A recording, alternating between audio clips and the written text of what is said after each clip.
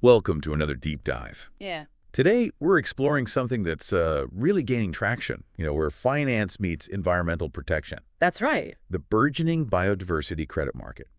Now, you probably heard about carbon credits, right? Sure, most people have. But what happens when you try to create a market for, nature itself?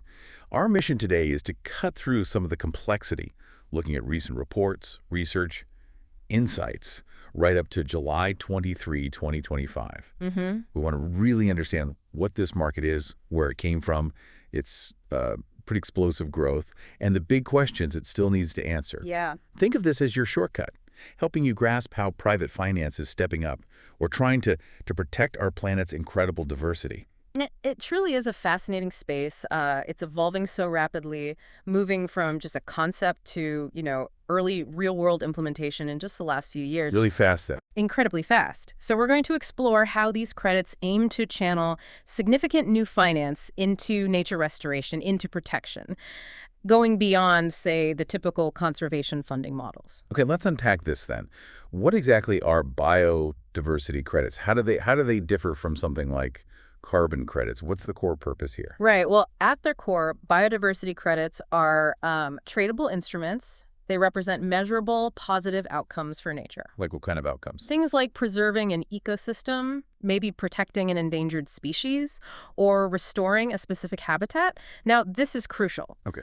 Unlike biodiversity offsets, which usually compensate for specific, unavoidable environmental damage, these credits are designed differently. They aim to channel new, additional finance into protecting nature beyond just meeting compliance requirements. So it's not just about making up for harm. It's about actively funding more nature. Exactly. That's the goal. Their grand purpose is really to help close this massive financial gap we have in global biodiversity conservation. A gap which is how Watch. big? Well, estimates vary, but somewhere between, say, $598 billion and $824 billion annually. Wow, that's enormous. It is. And in fact, the landmark Kunming-Montreal Global Biodiversity Framework, adopted back in 2022, explicitly highlighted these credits. Right, I remember that. It flagged them as a key mechanism to mobilize at least $200 billion per year from the private sector by 2030. So it's really about creating powerful economic incentives for businesses to invest directly in the health of the planet. Okay, creating that pull for investment. Precisely. It's not just mitigating harm. It's actively generating and funding more nature. It sounds very, 21st century, but I guess this idea must have roots somewhere. How did we actually get to this point? Oh, absolutely. It's not entirely new if we look at the bigger picture. I mean, the history of trying to value nature in some economic sense goes back roughly 5 decades. 5 decades. Yeah. The earliest foundations, you could argue, were laid in the U.S. back in the 70s and 80s. Think about laws like the Endangered Species Act of 73, the Clean Water Act of 72. Foundational environmental laws. Exactly. They introduced concepts like the no net loss principle for wetlands, and they also hinted at what we now call the mitigation hierarchy. Mitigation hierarchy. What's that exactly? It's basically a priority list. First, you try to avoid environmental damage altogether. If you can't avoid it, you minimize it. Then you restore what's damaged. And only as a last resort, you offset the unavoidable impacts. Avoid, minimize, restore, offset. Okay. Right. And it wasn't just the U.S. Germany actually had statutory offset requirements even earlier, 1976. And CITES, the Convention on Trading Endangered Species from 73, set an important international precedent too. So those early regulations really started pushing towards accounting for nature's value, or at least its loss. Precisely. And that thinking then led, in the 80s, to the birth of mitigation banking. Mitigation banking. Yeah, these were often private ventures, like the Phenol-A-Terre Bank in Louisiana. That was 1984. They'd restore wetlands, creating credits. Creating a bank of restoration credits. Exactly. Developers could then buy these credits to offset their own unavoidable impacts somewhere else. And by the mid-90s, this expanded to species banking for endangered species, too. Okay. And internationally, what was happening beyond just regulating trade like CITES? Well, the 1992 Rio Earth Summit and the Convention on Biological Diversity, the CBD, those provided the crucial global frameworks. And really importantly, around that time, the concept of ecosystem services gained serious momentum. Ecosystem services, right? The benefits nature provides. Yes, the idea that nature provides invaluable services, clean water, pollination, climate regulation, things we often just take for granted but have huge economic value. This wasn't just theoretical either. Costa Rica, for example, launched one of the very first payment for ecosystem services, or PES, programs in 1996. Paying landowners to reserve forests, things like that. Exactly, paying for the service the ecosystem provides. So quite an evolution then, from specific regulatory offsets like for wetlands to this broader idea of valuing nature services. That seems like a key shift. It was a crucial shift in thinking. Now, let's fast forward to the modern era. When did we really start seeing the explicit development of what we now call biodiversity credits? Yeah. Was there a specific trigger? It really began to crystallize quite recently, probably from around 2020 to 2022. You started seeing developers consciously labeling tradable biodiversity outcomes as biodiversity credits. They were intentionally mirroring the structure of carbon finance, which was more established. Using that existing framework. Right. We saw early voluntary projects like Tarasso's Tebu project in Colombia launched in 2020 that guaranteed protection of ecosystem areas for decades, even used blockchain for transparency. Interesting use of tech there. Yeah. And New Zealand also introduced a biocredit product in 2022. But then, December 2022, that was a monumental moment. The GBF agreement in Montreal. Exactly. The adoption of the Kunming-Montreal Global Biodiversity Framework acted as, a significant catalyst, is how many reports put it. Because it officially recognized these credits. Yes, this global framework explicitly endorsed biodiversity credits as a crucial tool to help close that massive finance gap we talked about earlier. Okay, so that global endorsement really lit a fire under this market. It really did.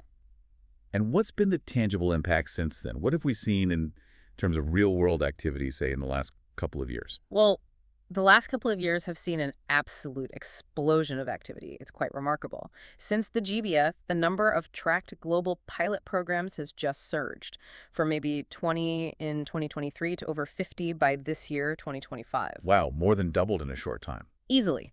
And Australia took a huge step. Their Nature Repair Act in 2023 actually created the world's first legislated national biodiversity credit market. Legislated, so government-backed. Yes, and it's been operational since March 2025, and we're Yeah. seeing actual sales now, which is a tangible sign of maturity. Right, not just pilots anymore. Exactly. The UK recorded its first voluntary biodiversity credit sales in 2024. King, the makers of Candy Crush, actually made a notable purchase. Huh, interesting buyer. Followed by the U.S. in May 2025, Coralbo Biodiversity had its first voluntary sale there. So it's clear this isn't just theory anymore. Things are happening on the ground. Now, this evolution we've been tracking, it leads us right to the really big question. What does all this mean for the market's actual size and, its future potential? Well, the projections are consistently optimistic isn't quite strong enough. They signal what reports often call explosive growth. Explosive growth. So- Okay, what kind of numbers are we talking? So back in 2024, the combined market for biodiversity and natural capital credits was already valued around, say, $5.7 billion to $6.0 billion. Okay, starting point. Looking ahead, some forecasts are pretty ambitious, predicting it could reach $37.55 billion by 2032. That's a compound annual growth rate, a CAGR, of over 26% from 2025. 26% growth year on year. That's huge. It is. And another projection is even higher, seeing it hit maybe $48.7 billion by 2034. Those numbers are really striking. It's a massive leap from where things were just a few years ago.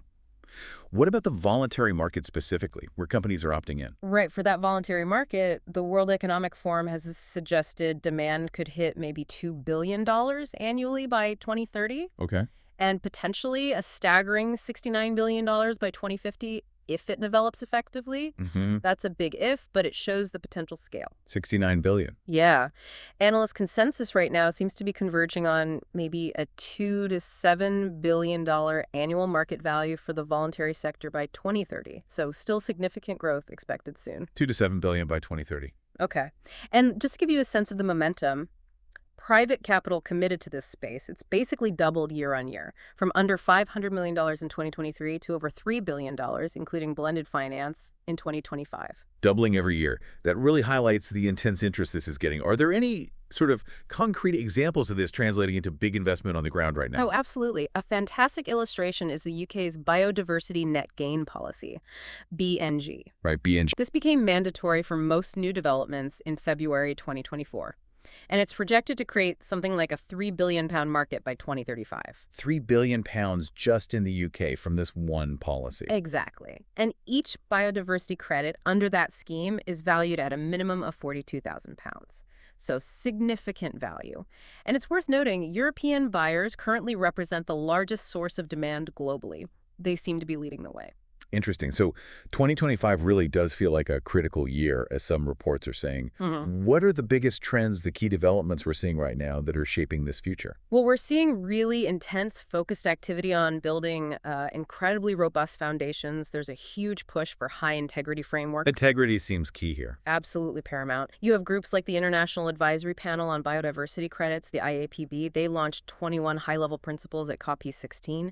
And the Biodiversity Credit Alliance, BCA, they've outlined similar principles. And what do these principles emphasize? Things like verified positive outcomes for nature, real gains, equity for people involved, especially local communities, and strong governance. It's all aimed at preventing greenwashing. Right, avoiding the criticism that plagued carbon markets. Precisely. Building that essential trust in what's still a very nascent market. So getting the rules and the verification right from the start seems like a massive focus. Absolutely critical. And hand in hand with that integrity push comes standardization and verification.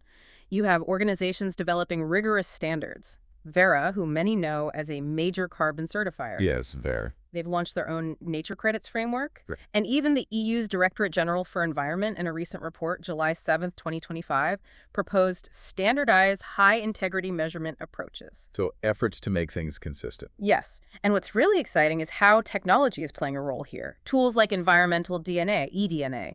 Yeah, sampling water or soil to detect species DNA. Also passive acoustics, listening for wildlife, and high-resolution remote sensing, like satellite imagery. These are becoming indispensable for transparent monitoring, reporting, and verification, MRV. MRV, yep. These technologies help projects meet criteria often summarized by the acronym SAGED, Saged. meaning the data and methods should be scalable, accessible, granular, evidenceable, and direct in measuring impact. Technology is really enabling that transparency. So tech is stepping up. What about governments? Are they actively pushing this market forward, or is it mainly private sector driven? No, governments are playing a very active role. They're creating the policy and regulatory landscapes that actually drive demand.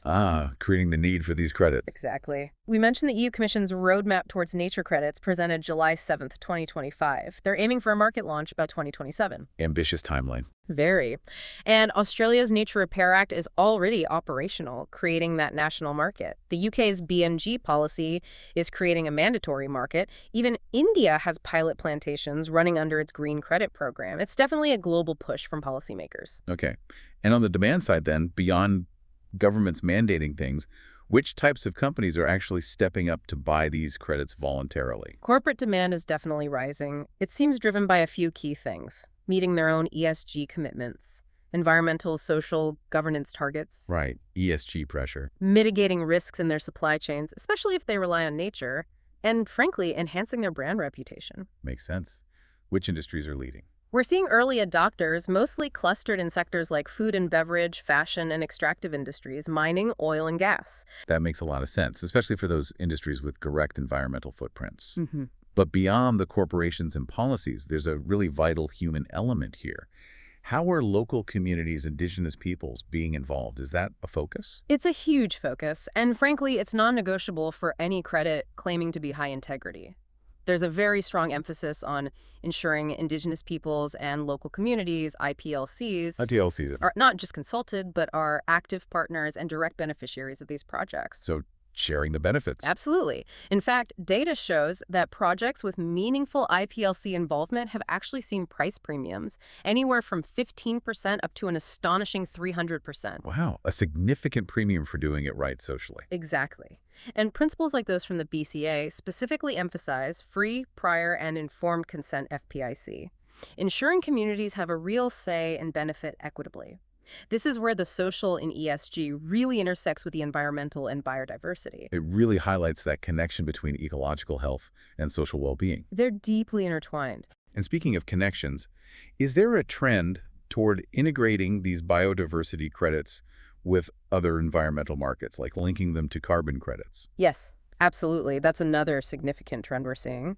The concept of bundled credits is gaining considerable traction. Bundled credits. Yeah, essentially combining both biodiversity and carbon benefits into one single credit or package. Hmm. They're sometimes called landscape-level conservation credits or ecosystem service packages. Delivering multiple benefits at once. Exactly. And the expectation is that these will command premium pricing because they offer more bang for the buck, environmentally speaking. 80 cents. And beyond these conceptual innovations, we're seeing amazing technological advances too. Nature Metrics, for example, a company specializing in eDNA. Ah, yes, you mentioned them. They raised $25 million in June 2025 specifically to scale up their AI-powered biodiversity monitoring tools, including building more eDNA labs. AI powering biodiversity monitoring. Fascinating. It really is. And in a very specific, innovative local example, in the Democratic Republic of Congo, they're developing something called Credit Bonobo. Credit bonobo. Yes, it's a unique financing mechanism designed specifically for bonobo conservation that directly benefits the local communities involved. It just shows how diverse and creative these solutions can be, tailored to specific contexts. All this innovation, the growth projections, it sounds incredibly promising. But, as with any new market, especially one this complex, there must be significant hurdles. What are the key challenges this biodiversity credit market faces as it tries to scale up? And that really raises the most important question, doesn't it? Can it truly deliver on its promise? Despite all the optimism, all the activity, there are indeed several significant challenges that absolutely must be overcome. Okay, what's top of the list? Perhaps the most fundamental one is just the inherent difficulty in defining and measuring biodiversity in a standardized, universal way. Right, it's not like CO2. Exactly. Carbon has a single, relatively straightforward metric. Tons of CO2 equivalent. Biodiversity is, well, it's incredibly complex. It's profoundly context-specific. How so? You could be talking about microbial life in the soil in one project, or the genetic diversity within a species, or the overall health of a vast rainforest ecosystem in another. Making consistent measurements and comparisons across these different scales and types of biodiversity, it's a formidable task. It sounds less like measuring one thing and more like trying to measure everything alive. In a way, yes. It's not just a technical hurdle. It's a fundamental shift in how we even conceive of value. We're moving from trying to commoditize a single, simple gas, CO2, to trying to value the intricate living complexity of an entire ecosystem or species population. That's a huge conceptual leap. It's the real paradigm shift underpinning this market's potential, but also its biggest challenges. That's a crucial distinction. It's not just about better sensors. It's about agreeing on what good looks like in so many different contexts. And then, of course, the issue that always comes up with environmental markets, the risk of greenwashing. How pronounced is that concern here? Oh, it's a very significant concern, and quite rightly so. Without really robust oversight, without incredibly strong certification mechanisms, there is a genuine risk that biodiversity credits could be used superficially. Just for PR, basically. Potentially, used to offset environmental damage on paper without leading to genuine, measurable, and critically lasting conservation gains on the ground. Ensuring the permanence of those benefits, making sure they aren't just temporary, that they stick, is absolutely critical. And harder to guarantee with living systems than stored carbon, perhaps. Arguably, yes. And remember, we're still in the very early stages of this market. Relatively few transactions have actually happened compared to the hype. That lack of universal standardization we talked about, the existence of multiple metrics, could definitely hinder long-term growth and liquidity if not resolved. So fragmentation is a risk. It is, though, as we mentioned. Organizations like the BCA are actively working hard to try and unify principles and build consensus. So it feels like the early days of a new frontier, with everyone scrambling to establish the rules of the road, ensure legitimacy. Which brings up the critical question. Is this market actively trying to learn from the controversies and criticisms that have definitely plagued the voluntary carbon market over the years? Absolutely. There's a very strong and explicit desire within the community developing these credits to learn from what some have called the carbon market's disgrace. Strong words. Well, that market faced a lot of criticism, some justified, about lack of transparency, questionable credit quality, projects that didn't deliver. So the key integrity hurdles, things like ensuring additionality. Meaning a good thing wouldn't have happened anyway. Exactly. Proving the biodiversity gain is additional to what would have occurred without the credit investment, and ensuring permanence, that the gains last. These issues are arguably even more acute for biodiversity credits because of that inherent complexity of nature we just discussed. Right, it's harder to prove definitively. It can be. And of course, ensuring equitable benefit sharing remains a constant and perhaps heightened challenge given the direct reliance on land and the involvement of local communities. And what about the practical side? Yeah, Just getting these credits generated, are there bottlenecks there on the supply side? definitely. Developers, the people actually doing the conservation work to generate credits, face real practical frictions. Such as? High upfront costs for monitoring and verification. Often long lead times, it takes time for nature to recover or grow before credits can actually be issued and sold. Pricing can be very opaque. It's hard to know what a fair price is. Brokerage processes can be complex.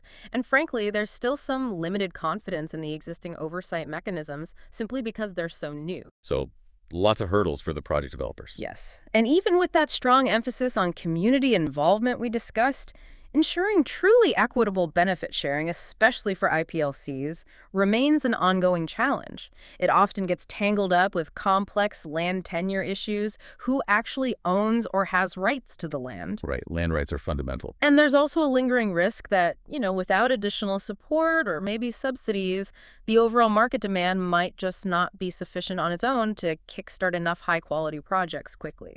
So, pulling this all together from our deep dive, what does this really mean for you, the listener, and for the future of conservation efforts globally?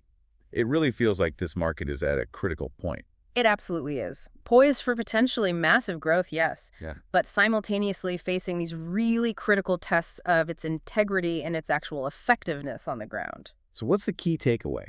I think the successful, widespread implementation of those high-integrity frameworks we talked about, the rules, the standards, the verification, coupled with the clear, undeniable demonstration of tangible, positive outcomes for nature, that will be absolutely essential. Proving it works, basically. Proving it works and proving it works fairly. That's how you build the trust and confidence needed for this market to truly reach its potential and ensure equitable benefits for all stakeholders, especially those local communities, as we collectively try to tackle this profound global biodiversity crisis.